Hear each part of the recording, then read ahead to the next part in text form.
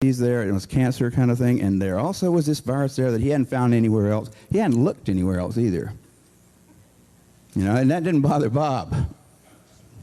He announced that he had found the cause of one kind of cancer, which was supposed to help him get another $500,000 grant from the federal government the next year, because he'd published something finally of all these people that were at the National Cancer Institute trying to show that viruses could cause cancer. He was the only one that had shown it. And the reason he was the only one is because he didn't believe in the scientific method. He didn't even think about the fact that you can't pin causality just on the fact that the two were there together. I didn't cause you. We're here together. What about all these other people, I could say? Maybe he caused me. Maybe all of you caused me. I don't know. But if I say, she caused me because we're here together, everybody would say, fuck that. Well, the National Cancer Institute did not say fuck that. They said, here's another 500 grand from the people's pocketbook. Go ahead and do it some more. But Bob suddenly got a message from his friend Margaret Heckler, who was the Health, Education, Welfare Secretary, friend of Ronald Reagan, who was tired of seeing homosexuals picketing in front of the goddamn White House. He says, every time I come to work, I start wondering if I'm one too. Get them out of here. Margaret, don't we have some kind of building down there in Bethesda where they do science? Yes, we do, Mr. President. Well, you tell them to fix it. So she did, and she went down there and she talked to Bob, and he said, I got it right here, and I also have these cool wraparound sunglasses. Let's have a press conference. So there you got Bob, and I think Alan Alda didn't. I think Nicolas Cage is better Bob Gallo, you know. Gentlemen, we found the probable cause of AIDS. Applause, applause, applause. And America, by the way, found it just a little bit before the French. As it actually turned out, because it takes a boat about 8 months to get from France to America, we hadn't heard yet that the French had actually found the virus sometime before. And Gallo announced it as though he had found it.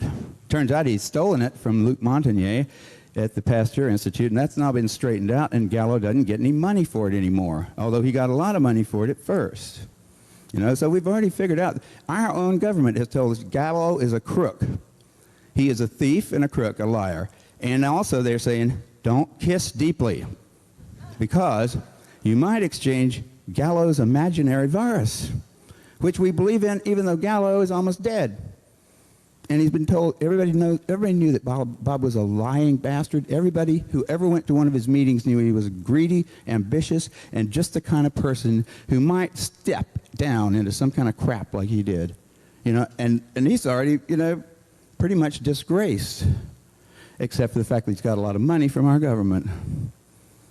But the government itself said, you can't have any more money from that, Bob, because actually it belongs to the French. You know you stole it from them. That happened, that was a court case that was not too long ago. Bob Gallo's been discredited. He stole it. He stole it, but he foisted it off on us, and we didn't think, well, it was stolen goods, man, and so we don't want it. We want to ruin our lives with his stupid concepts that they're not reasonable to call them concepts. I mean, if that virus caused anything, it causes a real simple word to understand. It means without that virus, you can't have this. That causes this, right? Well, that's a perfect situation for science to deal with. Well, let's just see if we can take that virus and nothing else and cause it. Okay, well, we could infect everybody in America and count up the bodies. But that would be a very, you know, not an economical experiment. So, but we can look back at what happens when people get it. You know, and looking back, it finds out it doesn't have any big effects. There's no way that you can write up a report that says this study right here showed conclusively or even probably that HIV was the cause of this thing, which is so complicated it's hard to call it by anything more than a three-letter word, AIDS. Is that 4? I guess it's 4.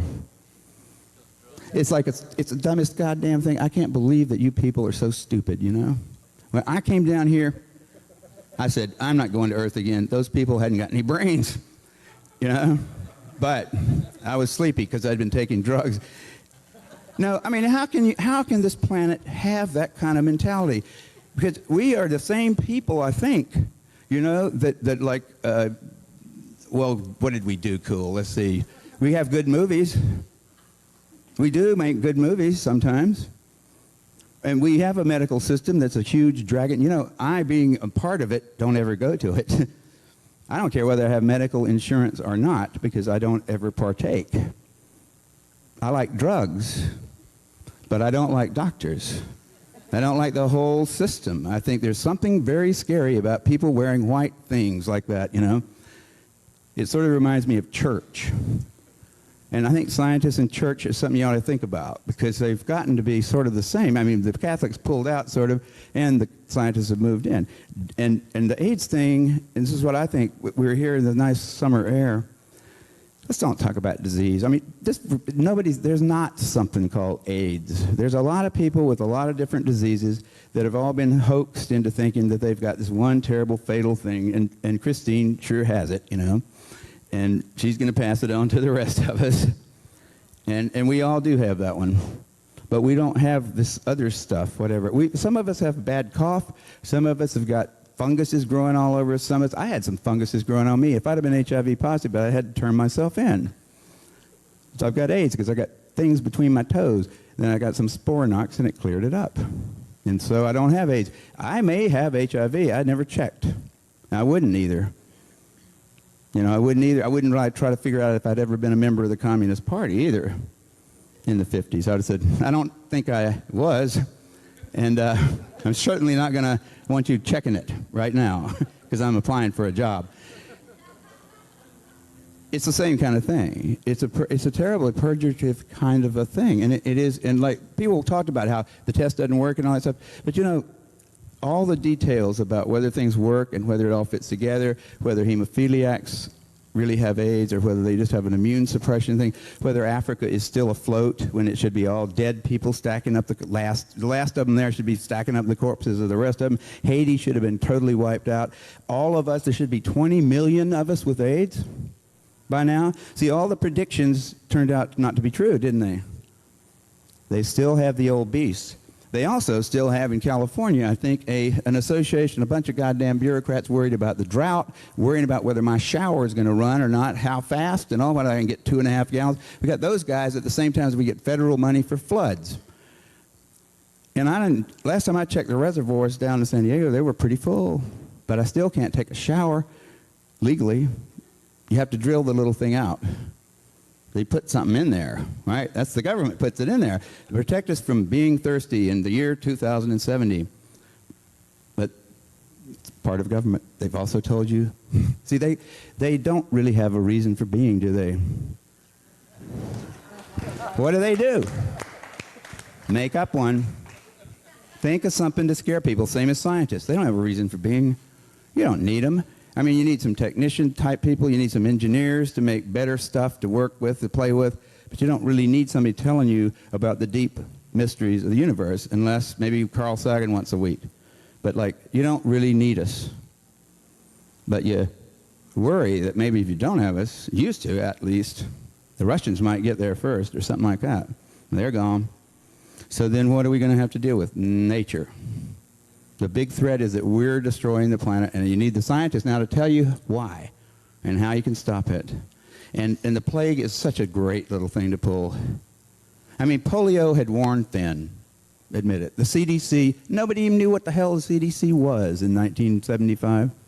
And by 1980, their budget was definitely under review. And the head of the CDC says, there's a memo intercepted by the Freedom of Information Act, and this guy says, we need a plague. A plague is what the CDC needed, and that's what they got. And now they're already warming up the next one. They're talking about Ebola virus like it was something brand new that had happened because of the ecological crisis in Africa, and it was going to get us. And we have to be ready to mobilize the CDC, put their uniforms on. You know, those guys have uniforms.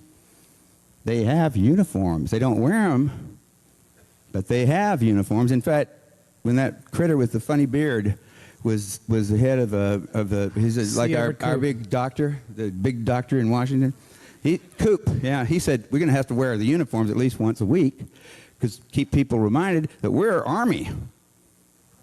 Those guys are crazy. I mean, they are. They really are crazy, and the things that they dream up are stranger than things that would make good movies. They're just, you know, this virus is mad because we've encroached on its habitat, so now it's going to come out and get us? Well, they don't have legs. Viruses don't have legs or wings or any kind of way to move, and they don't give a shit about us. And they don't care about their environment. They never heard of that. And they're just sitting there in some place, and they've always been there, and they always probably will, lurking around, but they're not after us. And we're not making a mess out of this earth either. We aren't. We're an arrogant little bunch of naked apes. That's all we are. And we're crowing about this horrible disease that's decimating our planet and paying all these people fortunes and taking poisonous things. I mean, we're dumb. Why would the viruses care about us? I mean, maybe they care about the whales. I bet you if there's any problem on the planet now, it's the ants. Okay, because, I mean, and I'm straying afield here, but I'm telling you, we're not just talking about the details of the HIV positive test or this pretty little invention of mine that fixed me up good. I mean, if you don't like it, it certainly set me up. I mean,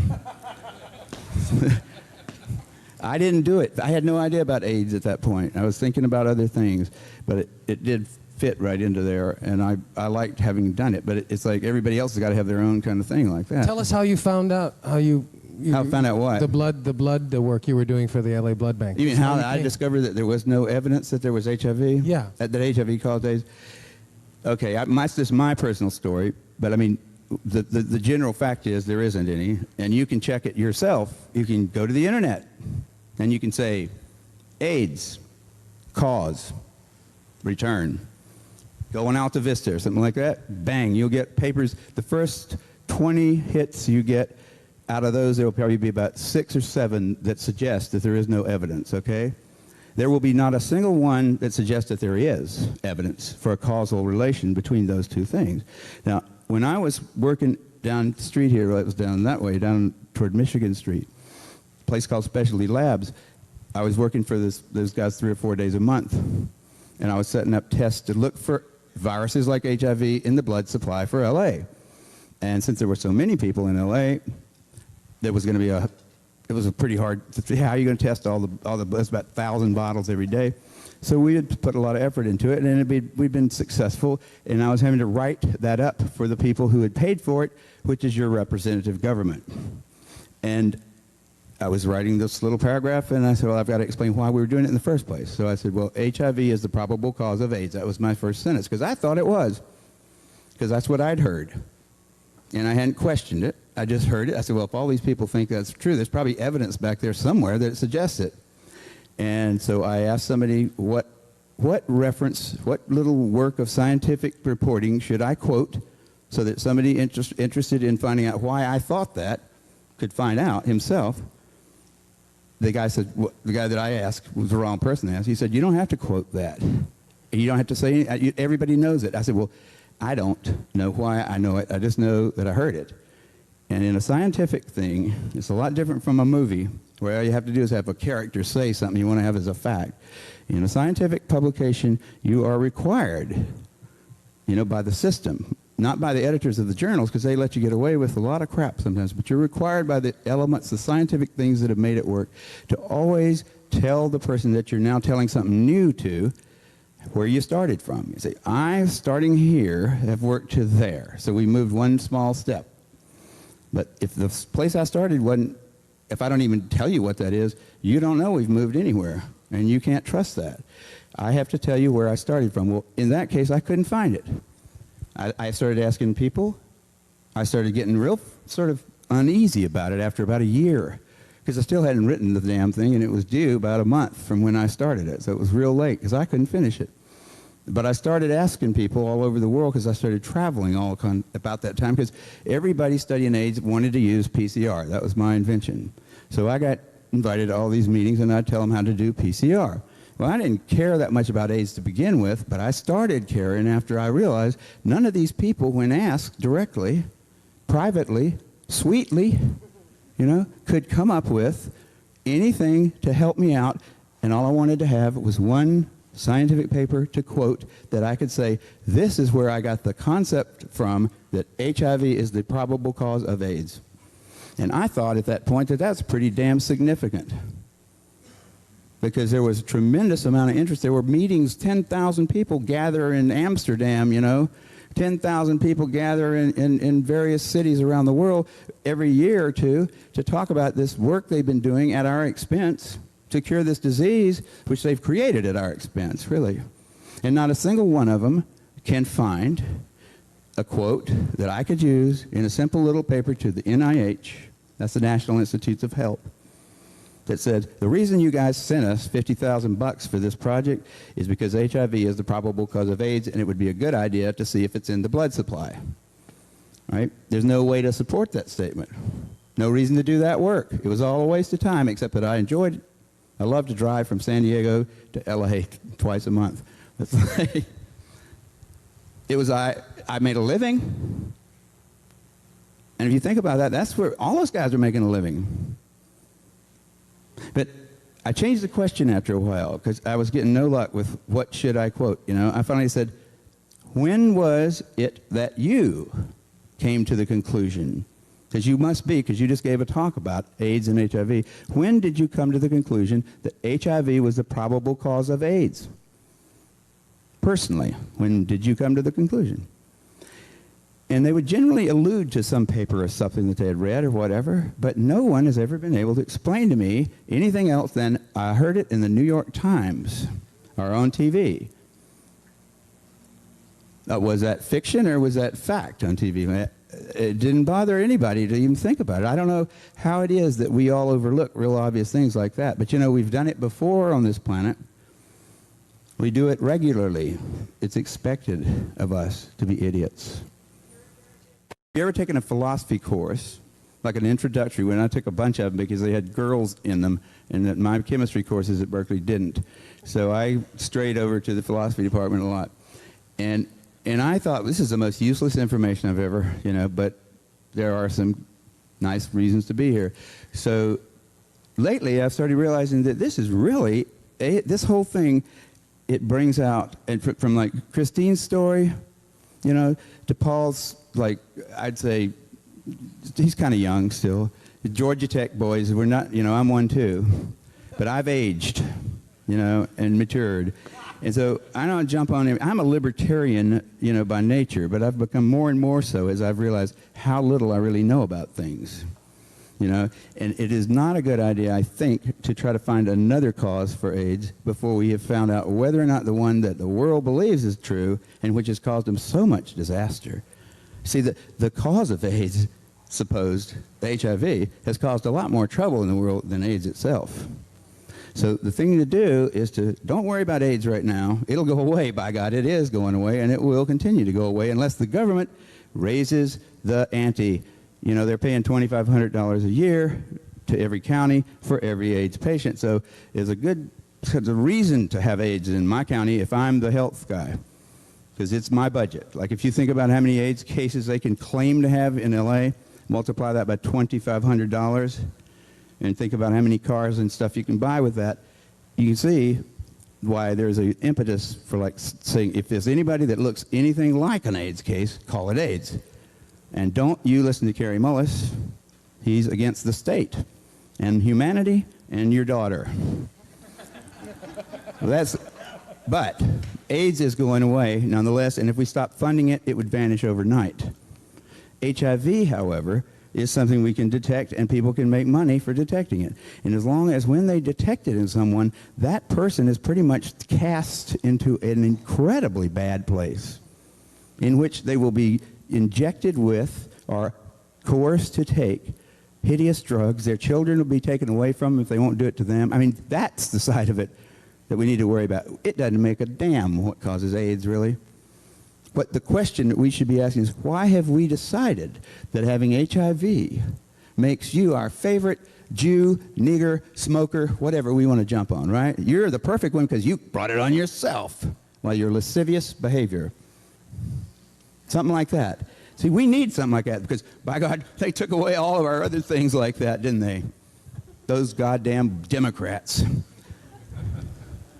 You know, you can't call people names anymore, except you can say they're HIV positive, and you can tell your kids, if you don't eat your cereal, you'll grow up to be HIV positive, and all that stuff. I mean, we're using, that's the thing I think we ought to think about here, not whether or not AIDS is caused by it or not, but even if it were caused by it, how do we deal with something like that when maybe it's causal for the very few people that actually get it?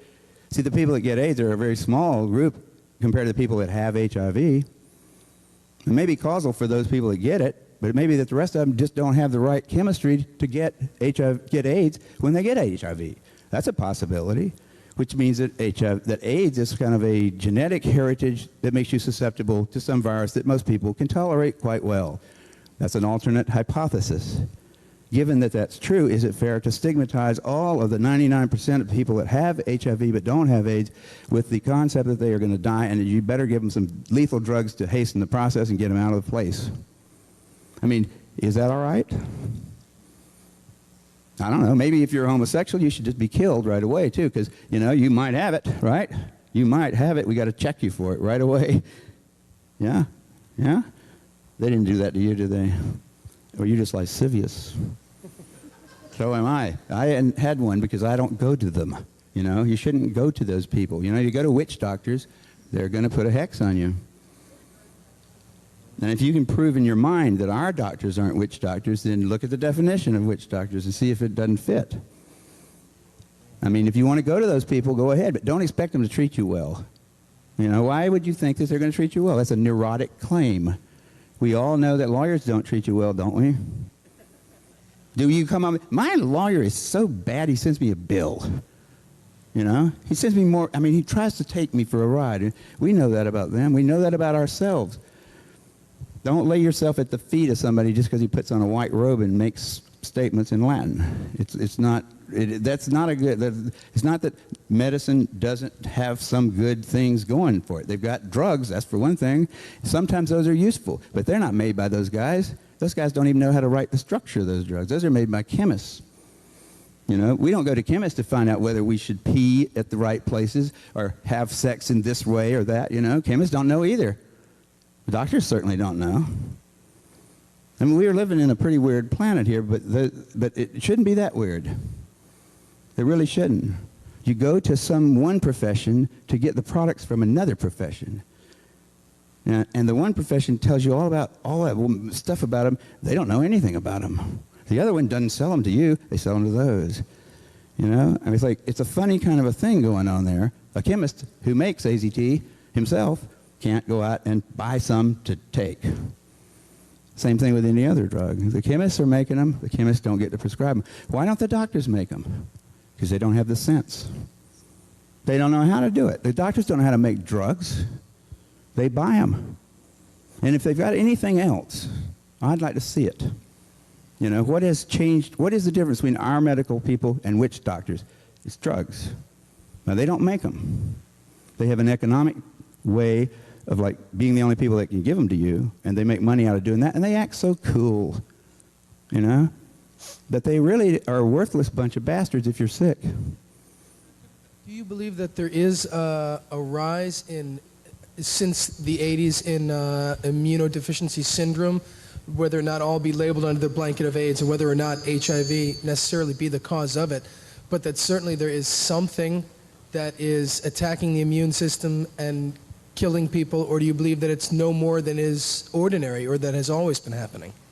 For one thing, I've never been able to quite figure out what an immunologist is talking about when he describes the condition of having antibodies to some foreign virus as being an immunodeficiency. I mean, do they mean that you can't make antibodies anymore? Do they mean that your immune cells are dying off? If your CD4 cells are, in fact, useful to you, maybe they're right. Nobody has really shown that CD4 cells are necessary. So I don't even know if immune deficiency is the way I would talk about the changes in the ratios of CD4 markers on immune cells or CD8 markers. That's what they usually measure.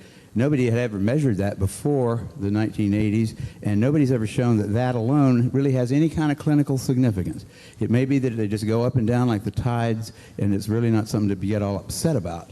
As soon as somebody puts a limit on it and says, if you got less than 200 CD4 cells, you're sick, and then they start giving you drugs that kill your CD4 cells, that could have the effect of making it look like it was a bad thing in the first place. But as far as what are all those little funny diseases, like cryptococcus and pneumocystis carinea and Kaposi sarcoma and those kind of things that we've lumped under this term AIDS, and also uterine cancer that's been stuck under there. Except for uterine cancer, which I think was kind of like a very transparent, like the motive there was transparent. We need some more women with AIDS, right? So that was a good way to get some women.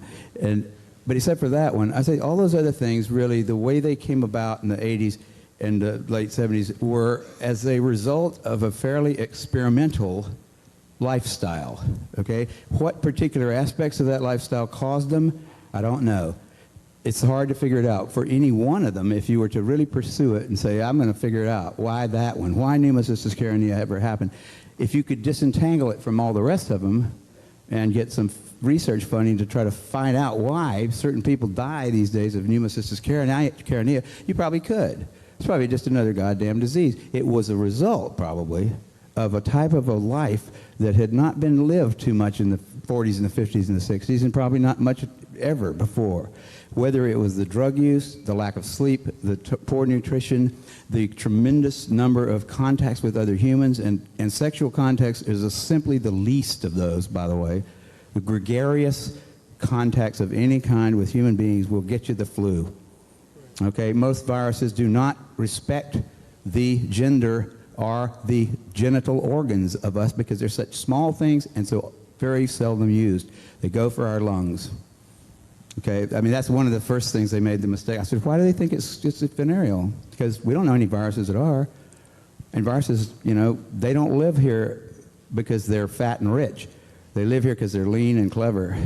And if you go for the genitals, when you could be going for the lungs, you're a pretty dumb virus. Right? I mean, because we blow air out. You get in an elevator with somebody. You know what? The CDC wouldn't want to be saying that, but they don't have any evidence at all. Now they've said deep kissing. On the basis of one person. But the disease is real, AIDS, but it's not a disease. The fact is real that when you start having a life that pays very little attention to the stuff your mother and your grandmother would have said, you got to have this, you got to have that. You can goddamn go out and be a Democrat if you want to, but you've got to eat and you got to sleep. And they would have said, I mean, you stop doing those things, which a lot of people did.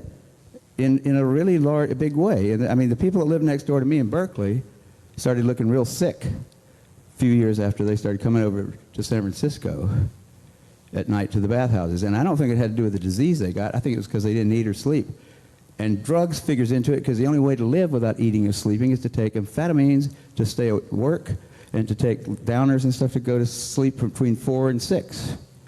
You know, and then you don't have much of an appetite, and you get skinny, and you get pale, and it's fashionable, and so it's okay. But that will lead to diseases eventually, probably, unless we're real lucky. Also, in our history, we've never had the sexual and the psychedelic revolution the way we had it in the 60s. At the end of Hopefully neither one were harmful. I would rather let that alone. You know, we don't have anything saying either one of those things were bad for us. They were emotionally involving, and we see things like that big, close-up, and important. Okay? I think nutrition and sleep are the first ones.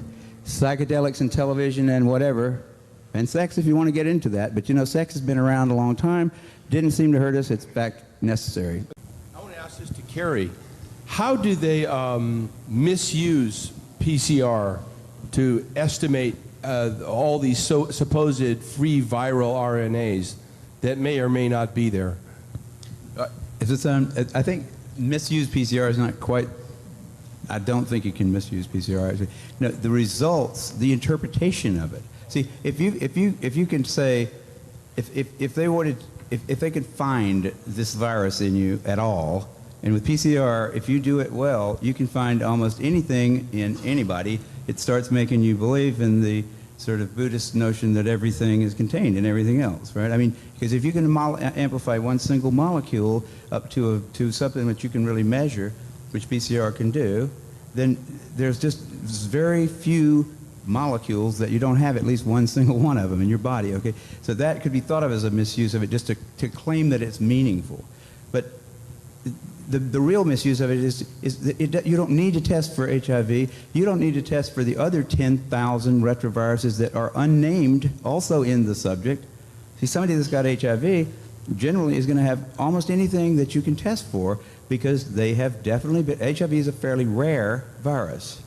There's only 1 million of us out of 250, 300 million people in America that have that virus. So you have to get around, either your mother had to have it and pass it to you, or you have to really be paying a lot of attention to people that do have it and paying only attention to them and get a pretty good chance of getting it that way. It's hard to get it, but if you have it, there's a good chance you've also got a lot of other ones.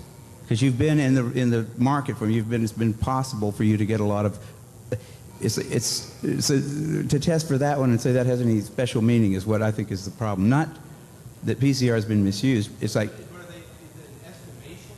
It's not an estimation. No, it's a really quantitative thing. It tells you something about nature and about what's there, but it allows you to take a very minuscule amount of anything and make it measurable, and then talk about it in meetings and stuff like it is important. See, that's not a misuse, that's just sort of a misinterpretation. I read a paper by Duisburg in which he said even after all these PCR, this quantitative PCR, that if you just get down to a basic virological count, it's still 1 in 1,000 to 1 in 10,000, HIV in 1 to 1 in 1,000, 1 in 500 to 1 in 1,000 T cells. It is. No, there's very little of what they call HIV, and what's been brought out here by Philpott and Isai already. The measurement for it is not exact at all. It's not as good as our measurement for things like apples. An apple is an apple. You know, you can get something that's kind of like, if you got enough things that look kind of like an apple and you stick them all together, you might think it's an apple. But and HIV is like that. Those tests are all based on things that are invisible, and the results are inferred in a sense. PCR is separate from that. It's just a process that's used to make a whole lot of something out of something. That's what it is. But it's not. It doesn't tell you that you're sick, and it doesn't tell you that the thing you ended up with really was going to hurt you or anything like that. That's what it's not. So even if you believe in HIV, it can't tell the difference between virus particles or active live virus. I mean, there's a lot of questions involved in this.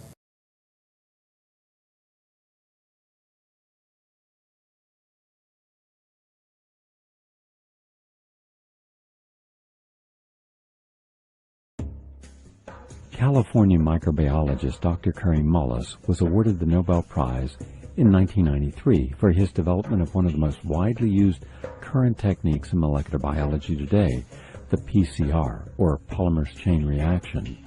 This revolutionary technique allows scientists to take a sample containing a very minute amount of DNA and replicate that DNA sequence until there are many copies. One of the first applications of PCR was to analyze human tissue for the presence of HIV. PCR is commonly used in medical and biological research labs for the detection of virus culture in infectious persons. The people that are AIDS researchers now are getting neurotic if you ask them any questions. There was a time when I first started asking questions, all I wanted was, where are the papers? Just tell me the papers that you read that convinced you that HIV was the cause of AIDS, because I need to reference those papers in some of the, I was working on a test for HIV with PCR, and I needed to write a little report to the NIH to say, here's the progress we've made, and the first line of it was, HIV is the probable cause of AIDS. And I thought that was true. This is before I got involved. And I said, what's the reference for that quote? And I looked for it for about 2 or 3 years, and I never could find it. And by the end of 2 years, I'd ask everybody at every meeting that I'd gone to that talked about AIDS, I'd ask, you know, I'd look through every computer database. There is no reference. There is nobody who should get credit for that statement. Now, that's a pretty weird situation in science, where getting credit for a discovery is the most important thing in your life as a scientist. It's silly to hear people saying, you don't believe that HIV causes AIDS? You don't believe that? I mean, it's just a word, but it's a very, very important distinction. I think that you know, that's why it's become a very emotional kind of thing, because people actually, they get personally committed to what really is a body of evidence that can be analyzed, you know, by lots of people. And at this point, there's so much of it out there, nobody can really analyze it, all of it, but nobody can write a review of it that says HIV causes AIDS because of this. You know, if a postdoc were to write a review of their literature that showed without much doubt that HIV was the cause of AIDS, that guy would be famous. Now, there's 100,000 guys out there who had the opportunity. 10 years has passed. We've been waiting for this star postdoctoral fella to distinguish himself forever and get a lifelong grant from Tony Fauci, but he hasn't shown up. No one has bothered to write a definitive review. Any journal would take it. That right there proves that HIV does not cause AIDS. Just because Bob Gallo gets up, takes his sunglasses off and says, "Gentlemen, we discovered the cause of AIDS." That's all we have. New York Times article, CDC report, that's all we have. That's not enough. That's not enough to you know, that is not sufficient to like publish even a meager little scientific paper somewhere. That isn't enough for scientists to believe some inconsequential fact about some star 50 light years away. You know, that's certainly not enough to treat at the cost of billions of dollars a year and at the cost of a lot of lives and anguish and just destroyed, you know, lives have just been totally ruined by this thing on the basis of some flimsy little statement made by a guy who's known to be a crook in lots of other ways. He lied about a whole lot of other stuff. Why do we trust him there? If he was a witness in a courtroom, we wouldn't trust his testimony. We've caught him in too many lies. So you don't trust him anymore.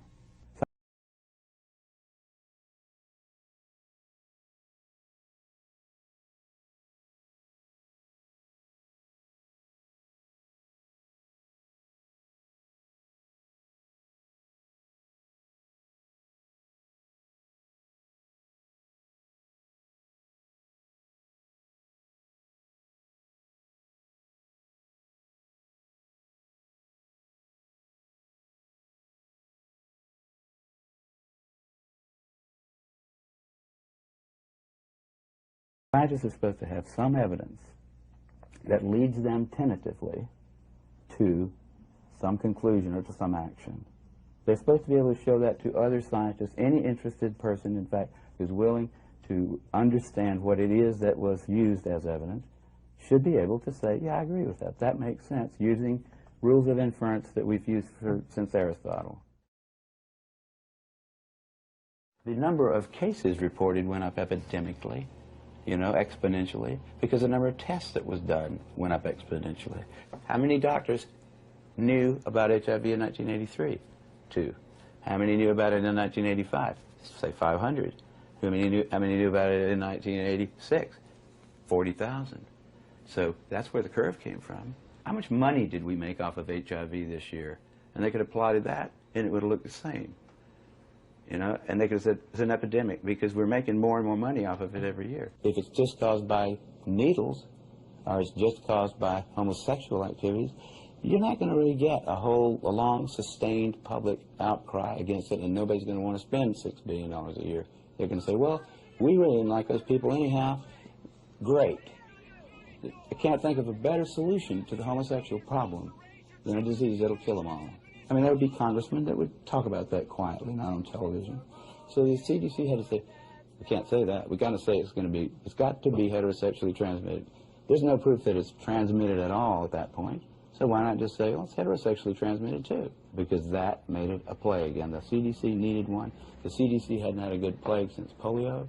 Their funding was probably going to be cut back if they didn't come up with one. The guy that was the head of the CDC, in fact, wrote memos that have been obtained, you know, where he describes this as hot stuff.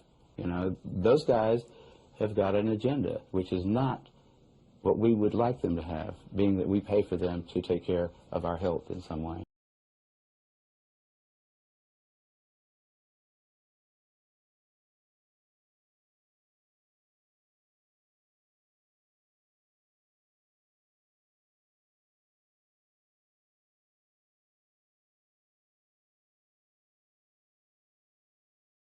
The scientists are, like you say, they are considered the final arbiters of what's good for the planet or what's bad for the planet.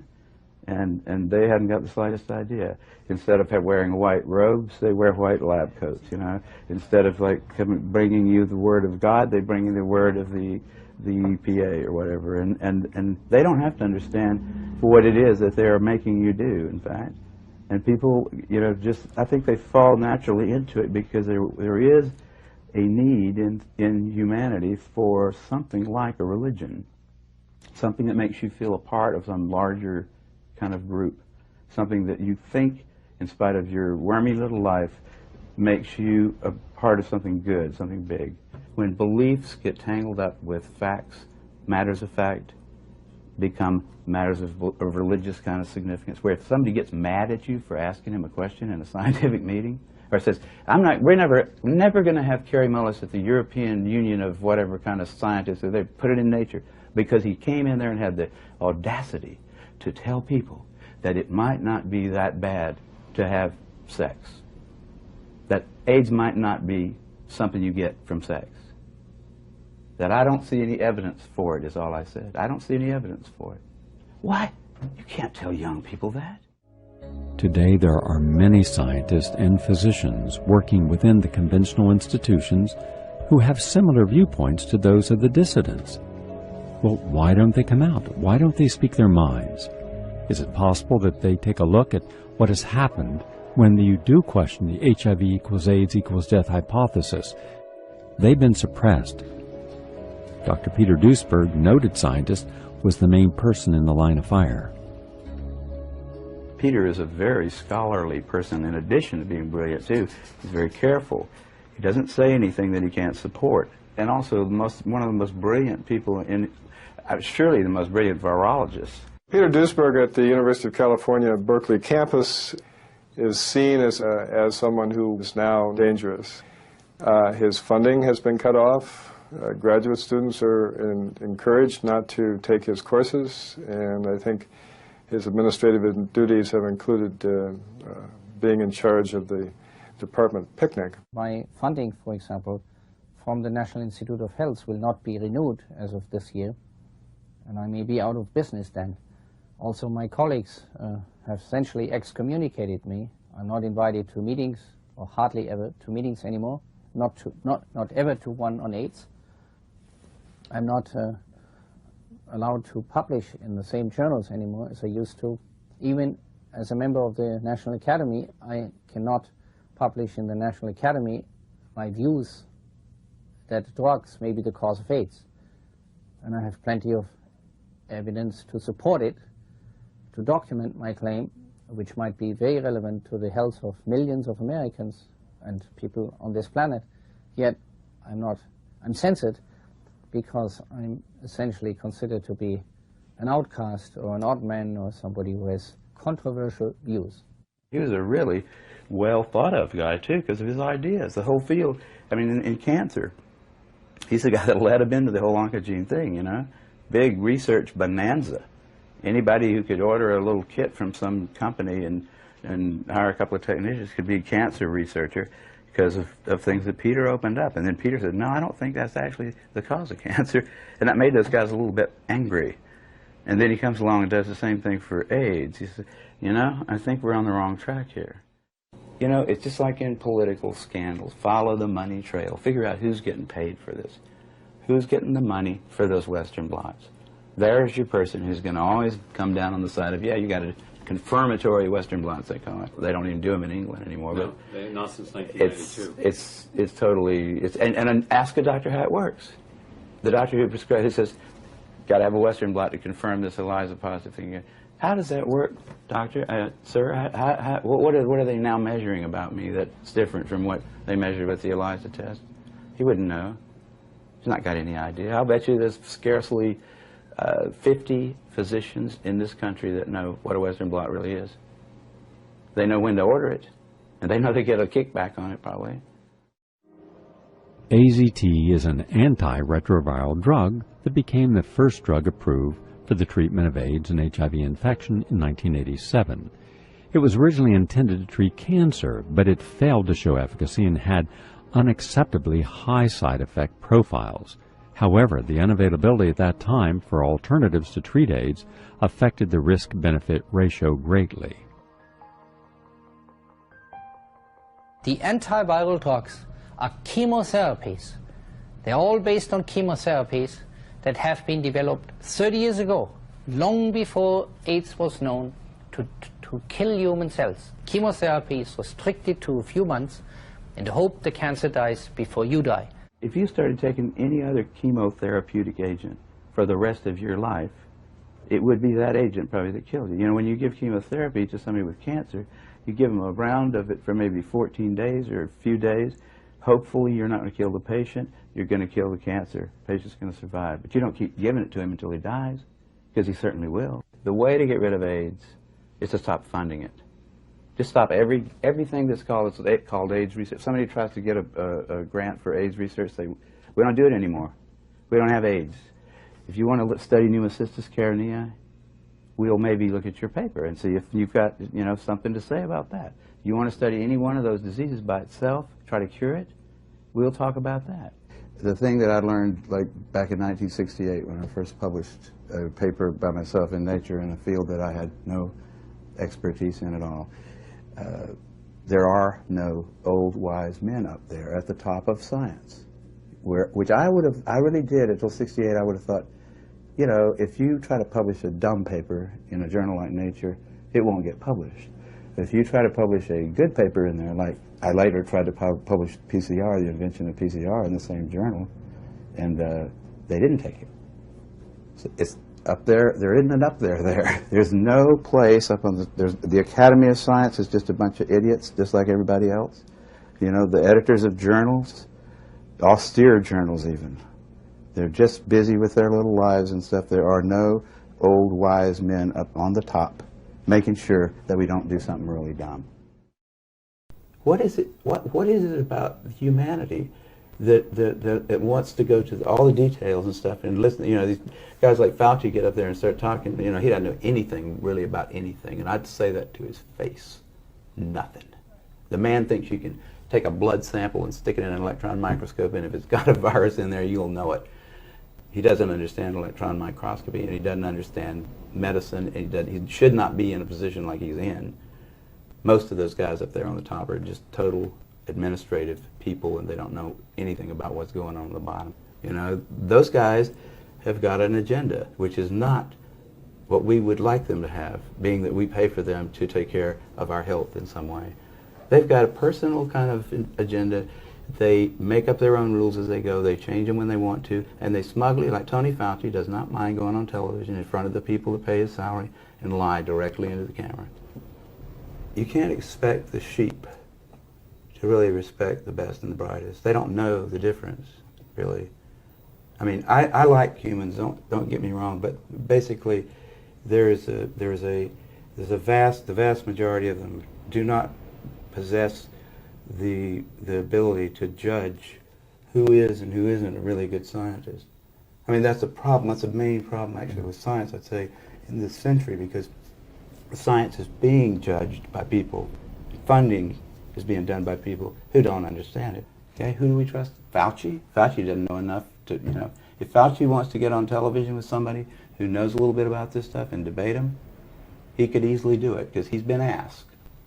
I mean, I've had a lot of people, president of the University of South Carolina asked Fauci if he'd come down there and debate me on the stage in front of the student body, because I wanted somebody who was from the other side to come down there and balance my, because I felt like, well, these guys can listen to me, but I need to have somebody else down here that's going to tell me the other side. But Fauci didn't want to do it.